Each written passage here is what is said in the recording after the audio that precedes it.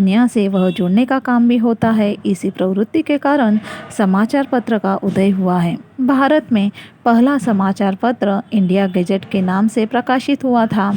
हिंदी का सर्वप्रथम समाचार पत्र उदंत मार्तंड कोलकाता से प्रकाशित हुआ था। आज हिंदी अंग्रेजी भाषाओं में सैकड़ों समाचार पत्र उपलब्ध हैं, जैसे कि times of India, Hindustan times वगैरह वगैरह। विश्व भर को जोड़ने का काम है वह समाचार पत्र करता है। सुबह होते ही सारे संसार को सारे संस्कार की जानकारियाँ है वह आम जनता तक पहुंचाने का काम है वह समाचार पत्र करता है। इसीलिए जेम्स एलिस ने कहा था, समाचार पत्र संसार का दर्पण है।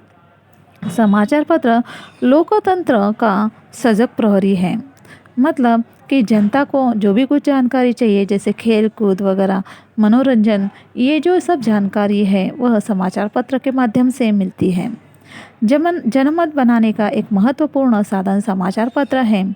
समाचार पत्र द्वारा जनता को सब जानकारियाँ मिल जाती हैं। समाचार पत्रों में जो संपादक होते हैं, संवाददाता होते हैं, अन्य अधिकारी होते हैं, वह समाचार पत्र को जिस ढंग से देना चाहते हैं वह दे सकते हैं। आम जनता समाचार पत्रों से प्रभावित होती है।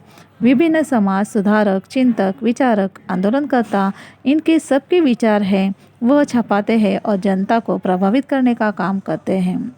आजकल समाचार पत्र है वह ज्ञान वृद्धि का काम भी करने लगे हैं।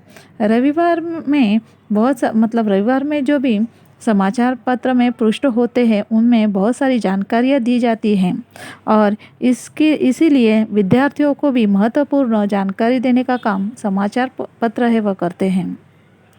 रोगों की जानकारी, उनके इलाज के उपाय वगैरह, ऐसे अनेक जो विषय हैं उनके बारे में भी समाचार पत्र महत्वपूर्ण जानकारी देने का काम कर रहे हैं। मनोरंजन के साधन आजकल में ये समाचार पत्र हैं वह बहुत ही लोगों का मनोरंजन कर रहे हैं। आजकल हम देख रहे हैं कि समाचार पत्र है अलग अलग रंग बिरंगे में और अलग अलग सामग्री को लेकर उपस्थित हो जाते हैं। खेलकूद संसार, फिल्मी संसार और विद्यार्थियों के लिए भी एक अलग पृष्ठ है वह हमें समाचार पत्र में दिखाई देता है।